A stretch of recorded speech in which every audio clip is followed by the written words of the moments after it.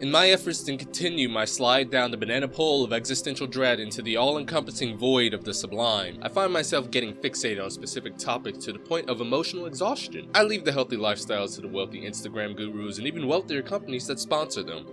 I'm aware a lot of people do this. Quite frankly, I'm fully aware that I'm not that smart, and my ability to understand any given topic can be severely limited based on a number of factors. So access to good information is necessary. First, currently I've been listening to Stormzy and his debut 2017 studio album, Gang Signs and Prayers. This album it's just chef's kiss. Without a doubt, one of the best examples of UK's grime scene. Don't call it rap, it upsets a lot of people. And just do yourself a favor and check it out. It's one of the best albums, if not the best album from 2017.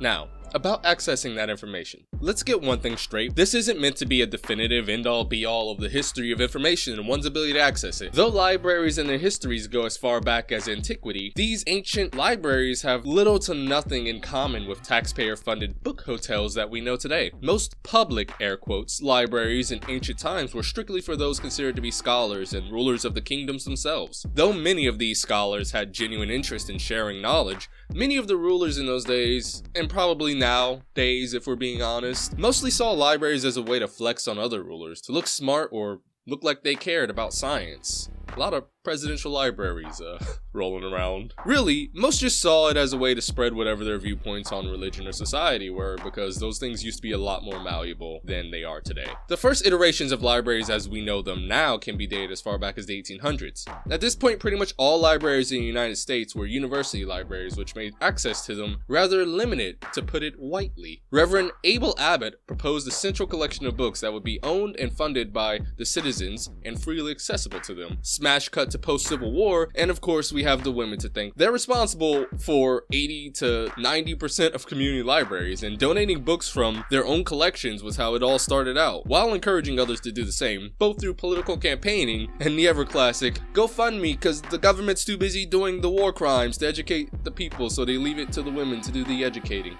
Sometimes. Jump forward to 1876 and you got the founding of the American Library Association already, and Melville Dewey and his shitty decimal system. The 1900s happens, public libraries become pretty popular, you know? Like, for example, if you're Mr. Rich McCapitalist Moneybags, donating to or building a library, it's just a really great way for you to launder your brand image. Easier to convince people you mean them no harm and are a benevolent member of the ruling class when you build libraries that most of them have no time to visit because of your exploitative work practices. But to be fair, the illiteracy rate took a sharp nosedive post-library boom of the early 1900s. Hell, Andrew Carnegie even built libraries for us blacks, who of course had even fewer options for education and were typically denied use of many public services. So, good job. Kind of. Jump again to the 1990s, possibly the most important time period in the context of what we're talking about here, and the big thing with libraries this time is the internet and expanding access to said internet. I assume that internet access was so that the citizens could better access. So what is a shadow library? To put it as simply as possible, a shadow library is a database of information and content that is not readily available through standard or traditional institutions. For example, in 2019, the average cost of health science journals was around $2,000, and for a chemistry journal, it was $5,000. This is for public institutions or private institutions, such as university libraries. The personal cost for an individual can range from as little as $35 for a single article to $1,000, depending on a host of factors like yearly subscriptions. But even $35 puts that price well out of the range for many people. Realistically, most people won't need to access these journals, but for those who do, and those who are currently in the midst of some sort of independent research, those prices essentially lock them out due to nothing than being too poor to afford access. And that's where a shadow library like Gigapedia comes in. Gigapedia, or Library New, or ebooks.org, they have a lot of names. It's a very common thing when you're treading the lines of what's legal, was a popular early example of a shadow library format. As such, it was almost immediately sued out of existence, as is tradition, and if the name hadn't implied it enough, shadow libraries are, by their very nature, pretty fucking illegal. or at least treading the line of legality, but usually just fucking illegal. Let's pour one out for LimeWire.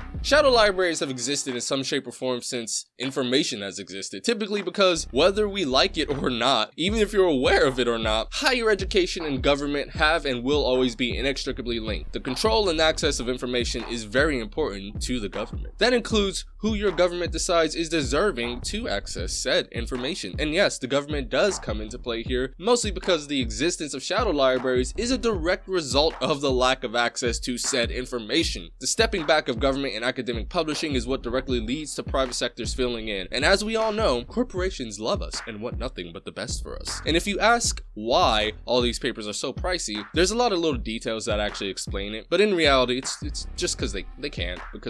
Colleges have to have access to these journals for their students, so the college libraries have to pay whatever these publishers are charging. For example, between 1986 and 2001, scholarly journals prices jumped by 215%. The obvious and natural argument is that these prices are fair. You need access to peer-reviewed, scientifically sound journals, or more specifically, a very small number of very specific groups and individuals need access, and that small group has to bear the cost burden of the production of these journals. For comparison, Stephanie Meyer's absolute banger Twilight has sold over 100 million copies. I have no idea how many publications have been accessed for many of these journals. They don't really make that very easy to find. But over the last 3 years of available citations, it's easy to see that none of them are selling 100 million of anything. The point is, each paper is a bespoke special thing that took a lot of work to produce. But all the evidence suggests the price jump is still bullshit. Non-profit and professional association publications, who have pretty much the exact same process as some larger commercial publishers, seem to have only seen price rises of 48 to 67%, and even they seem to be highballing. Scholarly book publishing has seen an increase in 66%, all of this occurring around the same time period of the 1990s and 2000s. The way shadow libraries work implies something I personally believe. Knowledge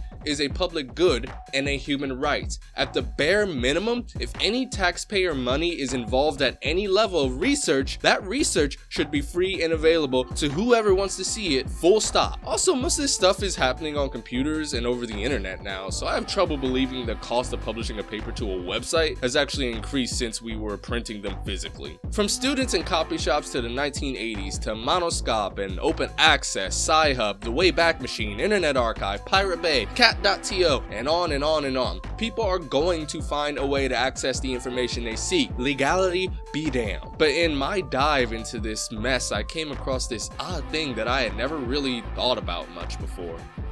An orphan, in publishing terms, is a work whose author either can't be reached or identified. Because of our jacked up copyright laws, this leaves a huge number of works in a sort of limbo. The CTEA, or Copyright Term Extension Act of 1998, extended the length of copyrights from the lifetime of the author plus 50 years for an individual and 75 years for corporate works to the lifetime of the author plus 70 years for an individual and 120 years for corporate works. Ugh. You may have heard of this frequently referred to as the Mickey Mouse Protection Act, as it extended the term of copyright protection for works made after 1923 in an effort by the House of Mouse to keep their real money winner, Mickey, out of the hands of competitors, and internet folks who most likely would have just mocked them ruthlessly with Mickey's beautiful public domain image. Disney lobbied the US government to extend the copyrights term for reasons, with the United States Senate doing their typical mask off xenophobia and claiming it would protect American works from being exploited by those filthy foreigners. Because, as we all know, it's all those other countries stealing our media from hardworking Americans. Back off. If anyone's going to steal the intellectual properties of American citizens, it's going to be American corporations. Of course, such a large-scale decision has far-reaching effects. According to Neil Netanyahu, professor of law of University of California, this has contributed to the orphan books problem, with massive numbers of old and underutilized works being made essentially inaccessible to the public. This is nothing but corporate greed. Let's get that out of the way. There is no reason for this, and it helps no one whose last name isn't .co or .inc. When publishers and librarians team up to file a lawsuit, you know you done goof. Libraries and museums may deem a work not worth the risk of getting sued, and thusly not worth preserving or digitalizing. So here we are, Anno Domini 2021, and the internet exists, and web pages are now being archived, and we seem to be right back where we started. copyrighted. The Wayback Machine is a non-profit archive of the internet itself. Since its 2001 creation, the Wayback Machine has archived over 500 billion web pages with the stated intent of providing universal access. And if you haven't guessed by now, also courted controversy over the legality of a project in terms of the seemingly never-ending discussion of copyright infringement, like archiving copyrighted images and web pages without the consent of the original owners or authors. I think here there may be a strong argument to make for the social good this project can be used for, as opposed to something like Google Books, because it's Google. And if we're being honest, their book scanning program, Project Ocean, an attempt to scan in all the books in the world, was always more of a big data thing than an altruistic preserving information for egalitarian use thing. Especially in the emergent field of digital anthropology, I think that a lot of these archive tools are very important. I mean, the cultural importance of studying some of these web pages' aesthetics alone is priceless. What even is this? Were you having a stroke? Did someone call someone for you? I hope you're okay, whoever you are. Really, I'm torn. On the one hand, shadow libraries are emblematic of the inequity of access to information and education that many have been acutely aware of their whole fucking lives. On the other hand, it's a great example of mutual aid and the unconquerable spirit of those who want to learn and won't let a profit-driven society stop them from doing so. As a creator myself, I feel tickled by the idea that someone might think anything I do is worth saving or cataloging in the annals of history. But I won't pretend that I don't understand the concerns about copyright. I mean, honestly, who gives a shit anyway? NFTs are gonna destroy the world, so what does it even matter? I'm out!